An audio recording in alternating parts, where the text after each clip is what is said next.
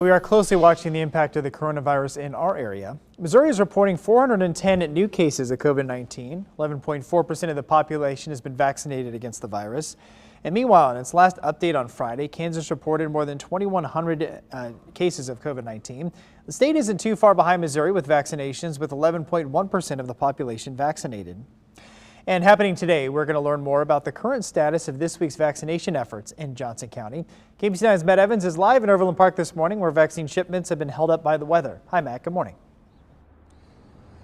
Good morning, Rob. Yeah, they have been. As of last week, the end of last week, the county still had not received its allotment of COVID-19 vaccine doses for the upcoming vaccination schedule this week in Johnson County. So we are expecting to learn more from the health department later on today, just to exactly what that means and when they might be getting those doses in.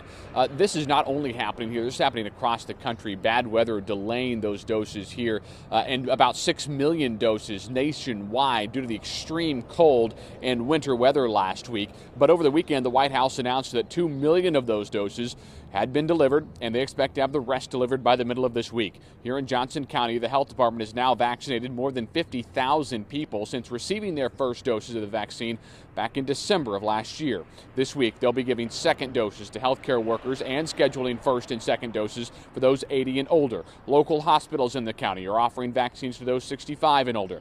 And teachers, school staff, and daycare providers will continue to get vaccinated through Children's Mercy. The county estimates around 40% of those educators have been vaccinated so far. The health department also announcing last week that according to an informal survey, all of the county's long-term care facility have received both their first and second doses of the vaccine from the federal pharmacy program. Of course, some of these shipment delays could be impacting this week's COVID-19 vaccination clinics. If you have a vaccine scheduled for this week, make sure you keep an eye on your phone for an email or a phone call in case it does need to be rescheduled. We're live in downtown Overland Park this morning. Matt Evans, KBC 9 News. Matt, thanks so much. Well, hospitals across Missouri have been tapped to help distribute coronavirus vaccines, with hospitals in different regions taking turns receiving about 53% of weekly allocations. This week, Truman Medical Centers, Liberty Hospital, and North Kansas City are the hospitals in our area receiving vaccines this week. Well, they're getting them because the state's determined that they're able to give out 5,000 doses per week. The amount they receive will be proportional to the region's population. Remember, you must be in a priority group to receive a vaccine right now.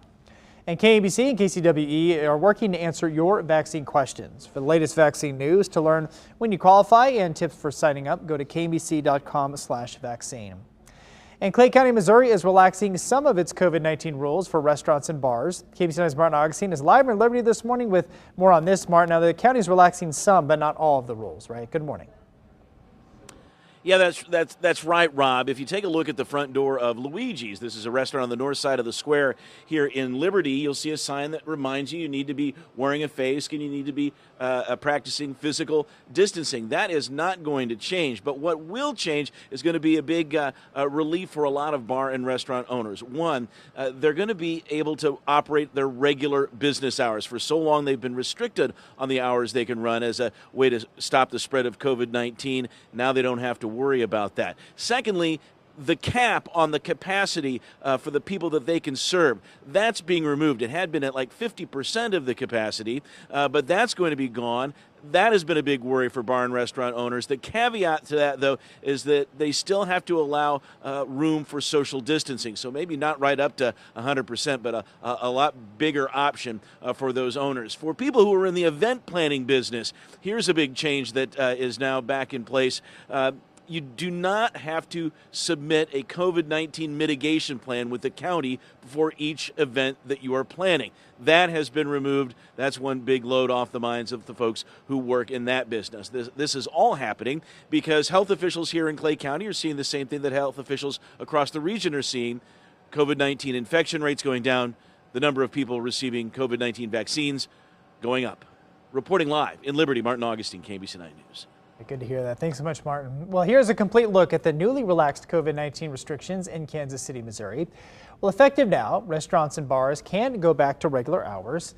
Well, they do have to follow social distancing requirements between separate parties, and masks must be worn by everyone unless eating or drinking.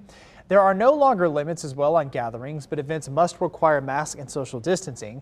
Well, large venues no longer have to submit COVID-19 mitigation plans, but the city will continue to strictly monitor events.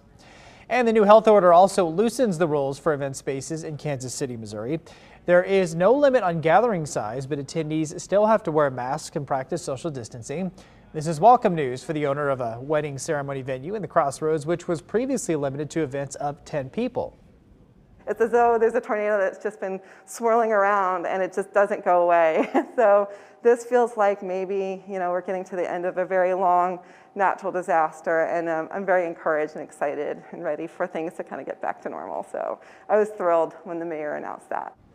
Now, under the health order, guests are required to stay seated while eating or drinking. As a safety precaution, the vow exchange is not allowing food and drink, instead focusing on ceremonies. Well, the City of Independence also updated its COVID-19 rules this weekend. Indoor and outdoor dining will still be limited to 50%, but now there is no limit on the size of groups. Bars, restaurants, and taverns can remain open. Event venues no longer have to submit a gathering protocol, and businesses that violate social distancing and health requirements could be placed under a 9 p.m. curfew. Well, meanwhile, in Douglas County, Kansas, the health order has also been relaxed. Bars and restaurants can now stay open until midnight. Businesses have to keep capacity at or below 50%. The limit on mass gatherings increased from 10 to 25 people, and outdoor events are limited to 200 people. Well, happening today, you can take advantage of free COVID-19 testing in Lee Summit on Northwest Blue Parkway. It goes from 10 a.m. to 2 p.m. You have to register in advance, and you can do that on the Jackson County Health Department's website, jacohd.com.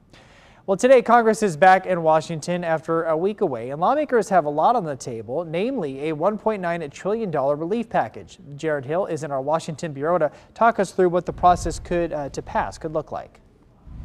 Today, a House committee is expected to push the relief package through before the full body would vote pretty soon, likely without any Republican support. We're going to pass $1.9 trillion of additional spending to bail out failed states, to raise the minimum wage. What does that have to do with COVID? Republicans are arguing that the bill is just too big, too expensive, and not targeted enough. At $1.9 trillion, it would provide direct payments to most middle and low-income Americans, set aside money for schools, as well as gradually raising the minimum wage, something that has been criticized by lawmakers on both sides of the aisle. There's also aid to boost the vaccination effort. This, as the CDC says, 63 million Americans have gotten one or both shots. But still, Dr. Fauci says that we could be wearing masks into 2022 to help keep virus numbers down.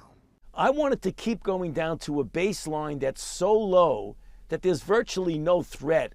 And tonight, President Biden is scheduled to hold a moment of silence as well as light a candle in honor of the nearly 500,000 Americans who've died from COVID-19.